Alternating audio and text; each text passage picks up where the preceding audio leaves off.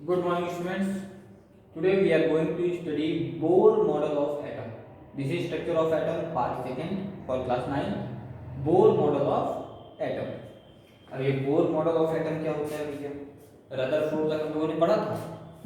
Bore ने क्या कहा, रदरफोर्ड की जो ड्रॉबैक्स थी उसको पूरा किया। रदरफोर्ड के ड्रॉबैक्स क्या थे? पहला, एनर्जी रोटेट करता है। क्या करता है? इलेक्ट्रॉन रोटेट करता है, एनर्जी को रिलीज करता है और आके न्यूक्लियस में मिल जाता है। तो बोर ने कहा रोटेट करता है बट अपने ही ऑर्बिट में करता है। कुछ ऑर्बिट होते हैं, क्या कहा उन्होंने कि सर्टेन स्पेशल ऑर्बिट्स होते हैं। क्या होते हैं? सर्टेन स्पेशल ऑर्बिट्स होते हैं जिनके अंदर इलेक्ट्रॉन क्या करता है? रोटेट करता है और एनर्जी का रिलीज नहीं करता है। एनर्जी को रिलीज नहीं करता मीन्स एनर्जी रेडिएशन, सॉरी ऐसा नहीं लिखते हैं हम लोग, ऐसा लिखते हैं radiation of energy. Does not radiate energy, does not radiate energy. यही दोनों ड्रॉबैक्स थे। क्या ड्रॉबैक्स थे रदरफोर्ड के? पहला उन्होंने कहा कि घूमता है इलेक्ट्रॉन किसके अंदर? एटम के अंदर। इन्होंने क्या कहा?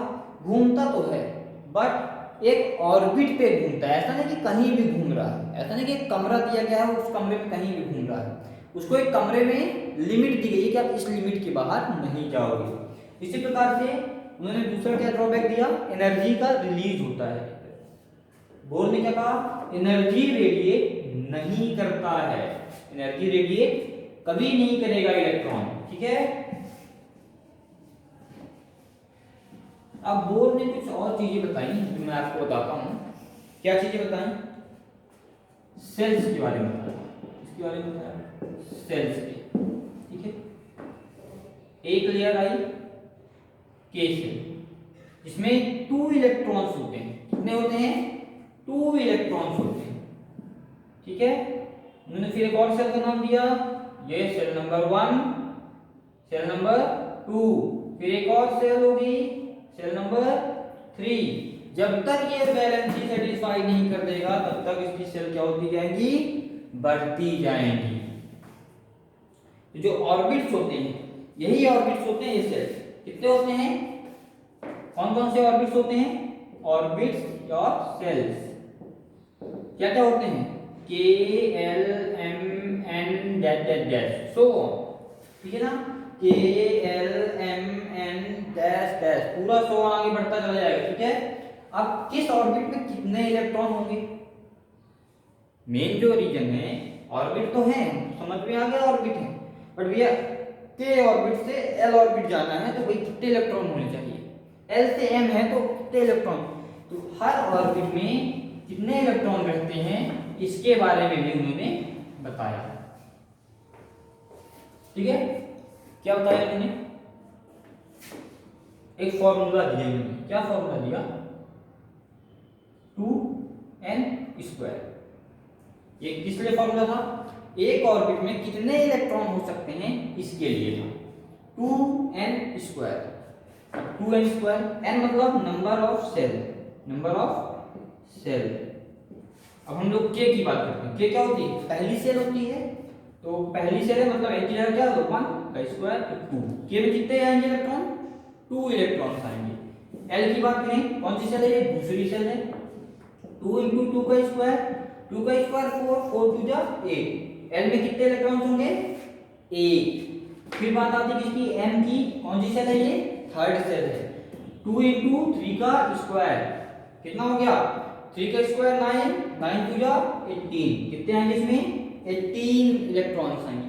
इसी प्रकार से n का निकालेंगे और भी आगे हम निकाल सकते हैं। इसी के बीच में एक साइंटिस्ट थे चैडविक नाम के। क्या नाम के थे? चैडविक, जे चैडविक। 1932। क्या नाम था? जे चैडविक। इन्होंने एक पार्टिकल की डिस्कवरी की। किसकी डिस्कवरी की इन्होंने? किसकी डिस्कवरी की? न्यूट्रॉन की डिस्कवरी की। हम लोग जानते हैं कि एक एटम में नंबर ऑफ प्रोटॉन और नंबर ऑफ न्यूट्रॉन क्या होते हैं, इक्वल होते हैं। अब न्यूट्रॉन की हम डिस्कवरी क्या होता है, कोई भी चार्ज इसमें नहीं होता है, ये न्यूट्रल होता है, इसमें ना पॉजिटिव होता है ना ही निगेटिव होता है, जबकि प्रोटॉन पॉजिटिव होते हैं और इलेक्ट्रॉन निगेटिव होते हैं।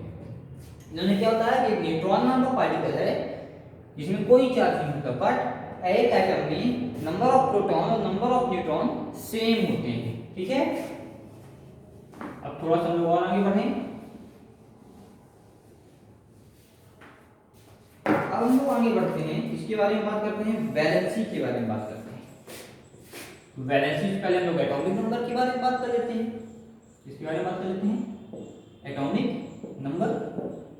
एटॉमिक नंबर क्या होता है, एक एटम में कितने प्रोटॉन होते हैं। एटॉमिक नंबर मतलब नंबर ऑफ प्रोटॉन्स, जितने प्रोटॉन होंगे उतना ही उसका एटॉमिक नंबर होगा। किसी भी एटम का एटॉमिक नंबर का मतलब क्या होता है, उस एटम में कितने प्रोटॉन्स होते हैं, जितने प्रोटॉन्स होंगे उतना ही उसका क्या होगा, एटॉमिक नंबर होगा। अब नंबर ऑफ प्रोटॉन और नंबर ऑफ न्यूट्रॉन बराबर होते हैं, हम लोग ऐसा नहीं कह सकते हैं कि नंबर ऑफ न्यूट्रॉन जितने होंगे उतना भी उसका एटॉमिक नंबर हो सकता है। और लिखेंगे भाई यहाँ पे जितने प्रोटॉन होंगे उतने ही न्यूट्रॉन होंगे, और जितने प्रोटॉन होंगे वही उसका क्या होगा, एटॉमिक नंबर होगा। हम देखिए भाई समझ गए कि जितने प्रोटॉन होंगे वही उसका एटॉमिक नंबर होगा, जितने न्यूट्रॉन होंगे तो वो उसका एटॉमिक नंबर होगा। ठीक है, अब बात आती है किसकी, मास की। भाई एटम का मास क्या होगा, ये एटॉमिक नंबर हो गया तो उसका मास क्या होगा, तो number of proton, number of proton plus number of neutron. Proton और न्यूट्रॉन जितने होंगे वही दोनों का सम, प्रोटॉन और न्यूट्रॉन का सम कर दिया जाए तो वो उसका क्या हो जाएगा, मास हो जाएगा। क्या हो जाएगा उसका, मास। अब हम लोग वैलेंसी की भी बात करते हैं। भाई वैलेंसी कैसे निकालते हैं, वैलेंसी,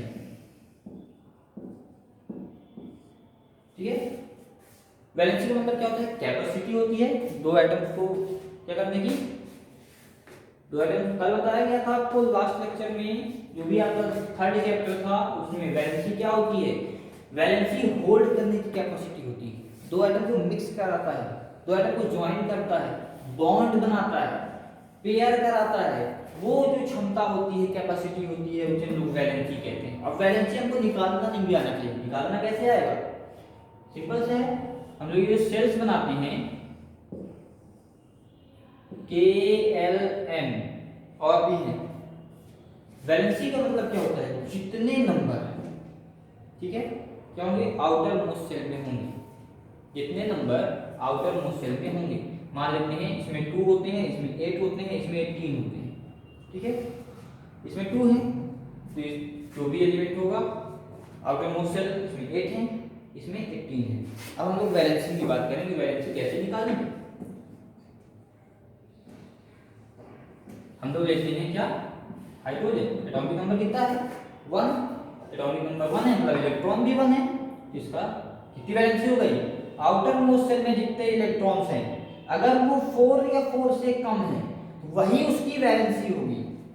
आउटर मोस्ट सेल में जितने इलेक्ट्रॉन हैं अगर वो 4 या 4 से कम है, अगर वो 4 या 4 से कम है वही उसकी क्या होगी, वैलेंसी होगी।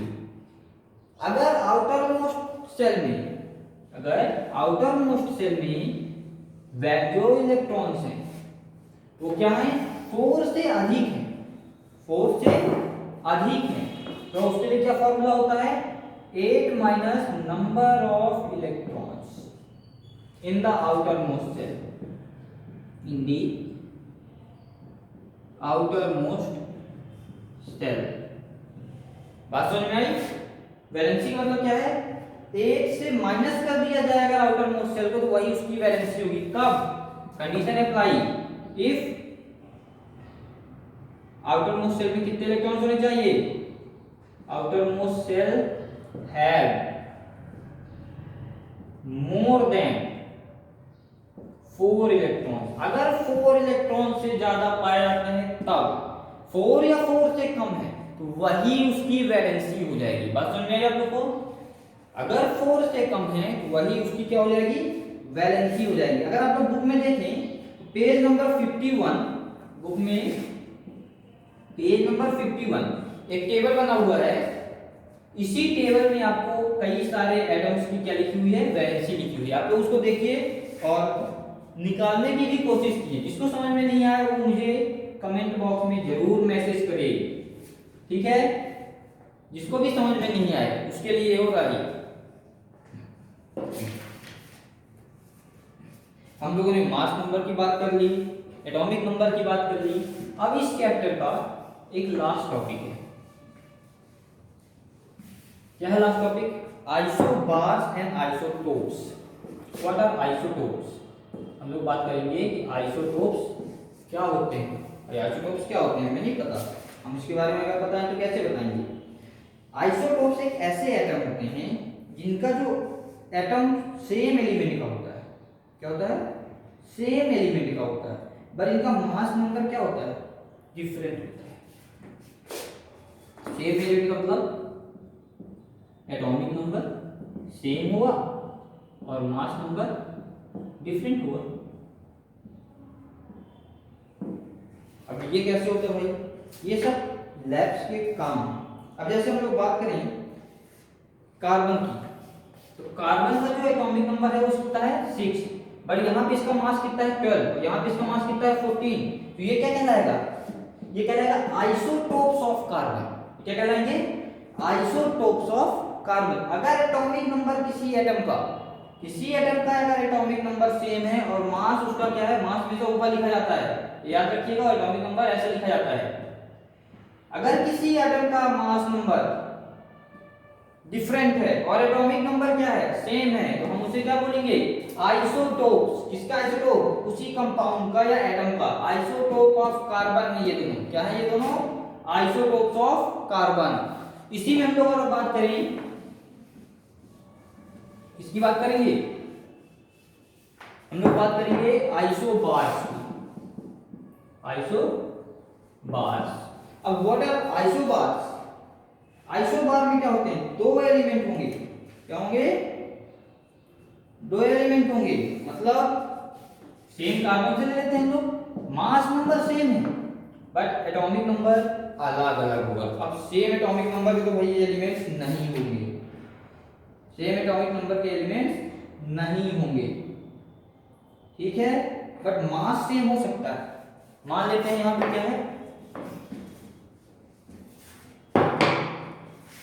हीलियम, और यहां पे ले लेते हैं क्या, बेरिलियम। दोनों का मास हम बोल देते हैं कितना है, 4 है, ठीक है। एग्जांपल दे रहा हूं मैं, एटॉमिक नंबर इसका कितना है, 2 है, इसका कितना है, 4, ठीक है। तो ये क्या कहलाएंगे, ये कहलाएंगे आइसोबार्स। इसमें एलिमेंट चेंज हो जाएगा भाई। अब देखिए कैसे ऐसा होता है, आपको एक सिंपल समझ। अगर किसी का मास नंबर क्या होता है, सेम होता है, और एटॉमिक नंबर क्या होता है, डिफरेंट होता है, तो हम ऐसे इनको क्या बोलेंगे, अगर ऐसा पाया जाएगा तो आइसोबार्स बोलेंगे, ठीक है बच्चों। यहां से आपका ये चैप्टर फिनिश होता है।